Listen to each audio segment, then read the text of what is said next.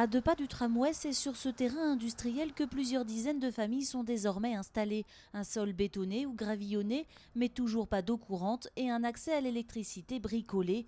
L'installation, indispensable pour la vie sur place, inquiète toutefois les parents. Si un enfant qui passe dans le risque de les câbles qui a de courant, qu'on a à brocher pour avoir du courant, s'il y a une catastrophe, après, c'est pas la loi française qui va le payer. Les enfants sont les premiers à souffrir des expulsions à répétition. Plusieurs d'entre eux ont dû interrompre la semaine dernière leur scolarité à Saint-Herblain. C'est compliqué un peu parce qu'on a changé l'école, les autres ne disent pas qu'il n'y a plus de place d'entrer dans l'école. On est obligé de faire un transfert de l'école de Saint-Herblain pour la Beaujoire.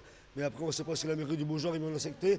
Mais en espérant qu'on va essayer quand même de faire toutes les possibilités d'avoir les enfants sécularisés dans le quartier de Beaujoire. Les associations ne se font guère d'illusions et pensent qu'il sera difficile de retrouver une école avant l'été ou encore de poursuivre les soins pour les Roms malades, partis sans leurs papiers dans l'urgence lors de l'expulsion.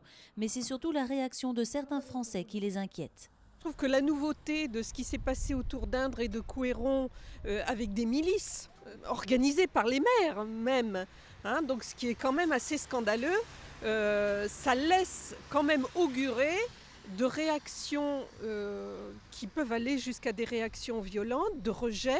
Les associations demandent en urgence aux 24 communes de Nantes Métropole de trouver une solution pérenne pour tous les Roms.